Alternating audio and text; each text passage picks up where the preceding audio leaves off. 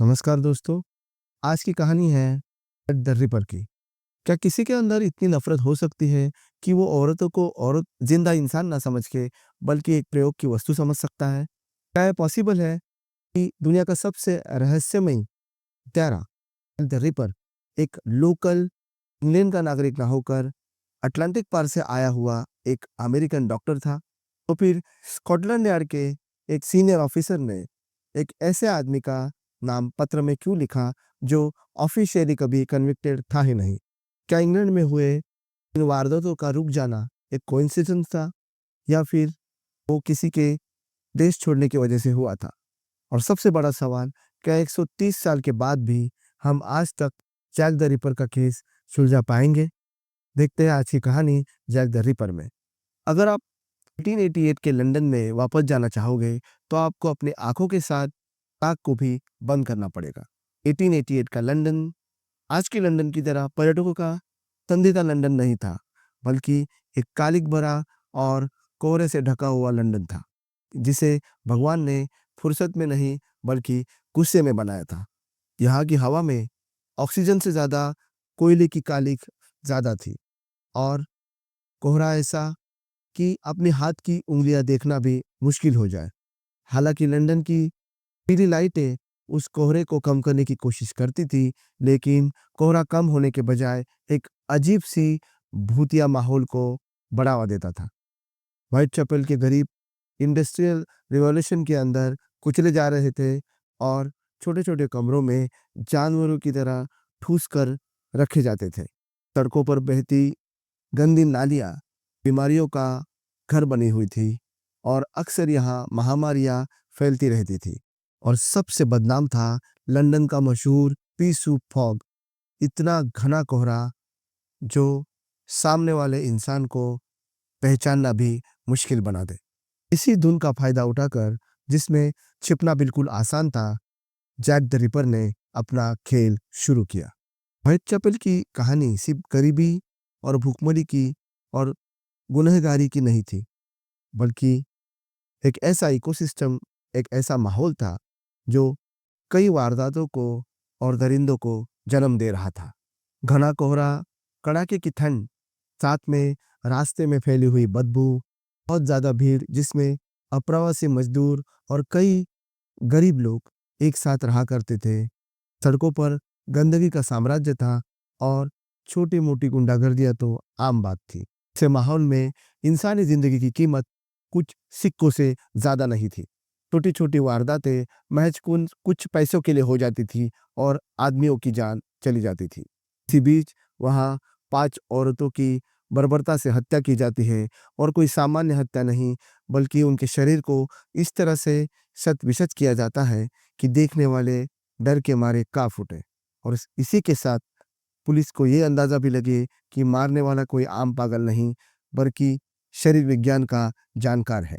Jack the ripper की दहशत इतनी ज्यादा थी लंदन में, क्योंकि एक के बाद एक वारदातें हो रही थी। सबसे पहली वारदात हुई 31 अगस्त 1888 को। रात को 3:30 बजे एरी एन निकोल्स नाम के एक बदनाम गलियों वाली महिला का शव बरामद हुआ। शरीर बुरी तरह से क्षतिग्रस्त था, और हत्या बहरे में से की गई थी। दूसरी शिकार थी एनी चैपमैन। 8 सितंबर 1888 एनी हैम्बरी स्ट्रीट पर पाई गई। हत्या का तरीका सेम था, और साथ में एनी को अंदरूनी अंग से भी हाथ धोना पड़ा था। हत्यारा कुछ अंग निकाल के अपने साथ ले गया था। उसके बाद 30 सितंबर 1888 एलिजाबेथ स्ट्राइट बर्नर स्ट्रीट के आखिरी गली में इनका शव पाया गया, और हत्या का तरीका बिल्कुल सटीक था, जैसे पुरानी हत्याएं की गई थी। उसी दिन एक और हत्या हुई थी, कैथरीन एडोवेस की।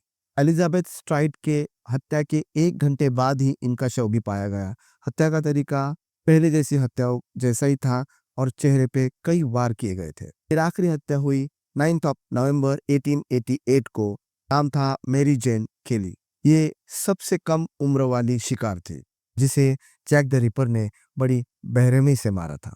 ये 5 हत्याएं इंग्लैंड को आज तक डराती है, और रात में इंग्लैंड की गलियों में इनकी बातें होती है। ये सारी गरीब बदनाम गलियों वाली महिला थी, जो अपना पेट पालने के लिए अनैतिक कामों का सहारा लेती थी। जैक ने ऐसे ही गरीब और लाचारों को अपना शिकार बनाया था, जिनके मरने या जीने से समाज को कोई फर्क नहीं पड़ रहा था।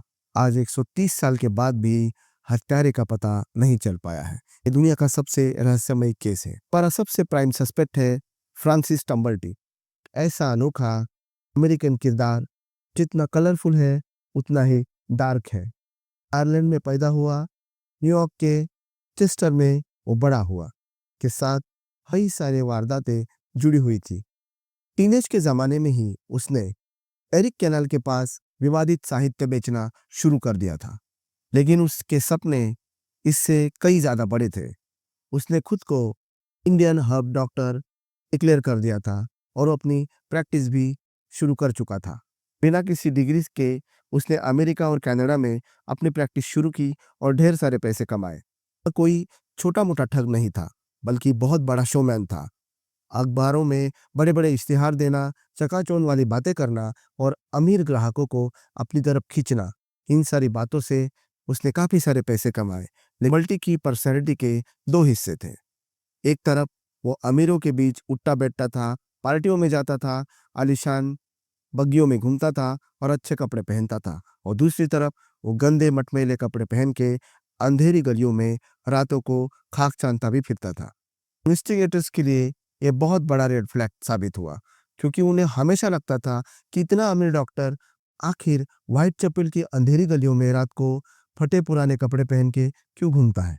वो शिकार ढूंढ रहा था या वो इसलिए घूम रहा था ताकि अपनी डरावनी और रंगीन फैंटेसियों को सच कर सके।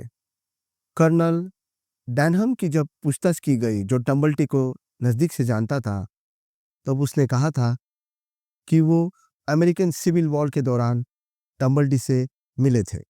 वॉशिंगटन डीसी में एक पार्टी के दौरान जब उसने टम्बल्टी से पूछा कि इस पार्टी में आपने औरतों को इनवाइट क्यों नहीं किया, तो टम्बल्टी गुस्से से आग बबूला हो गया।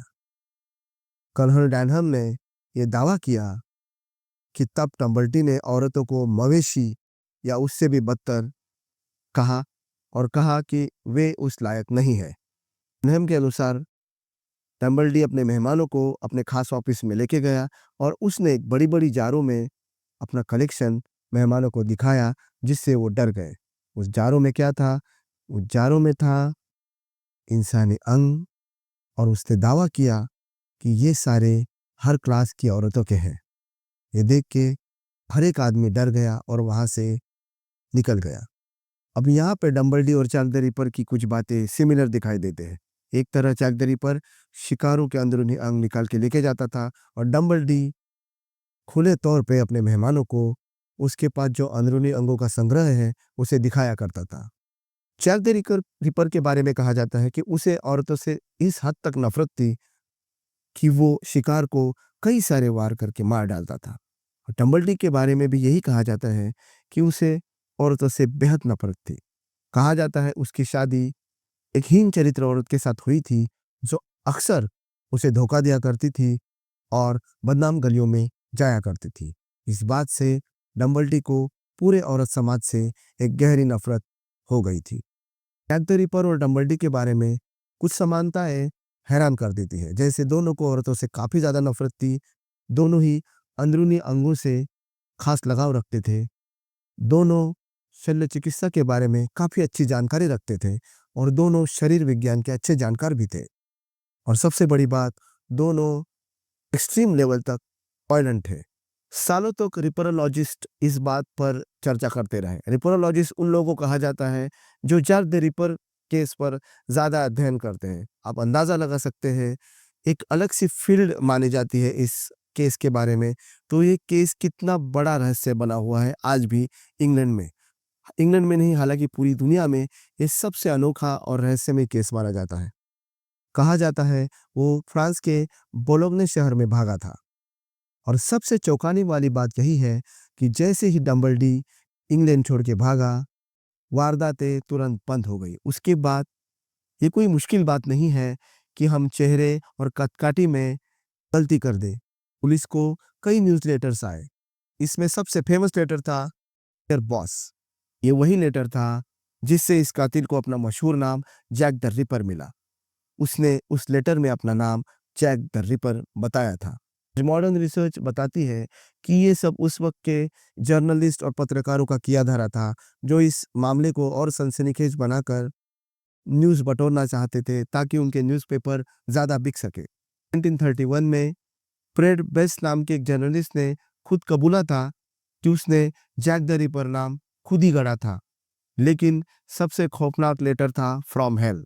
ये पार्सल जॉर्ज लस को भेजा गया था। इसमें कोई चिट्ठी नहीं थी, में थी मानवीय अंग, आधा इंसानी अंग अल्कोहल में प्रिजर्व किया गया था और साथ में लिखा गया था, आधा अंग मैं तल कर खा चुका हूँ। टम्बलटी को याद कीजिए, उसे भी इंसानी अंग कलेक्ट करने का बहुत शौक था। आज 130 साल के बाद भी हम पूरी तरह श्योर नहीं है कि जैक द रिपर कौन था, लेकिन सबसे बड़ा सस्पेक्ट आखिर तक टम्बलटी ही रहेगा, क्योंकि उसके पास मकसद था और उसका हुलिया भले ही उससे ना मिले जैक द रिपर से, लेकिन उसकी आदतें, उसके शौक और उसका मकसद और औरतों की प्रति उसकी नफरत, ये सभी चीजें उससे जैक द रिपर के साथ जोड़ती है।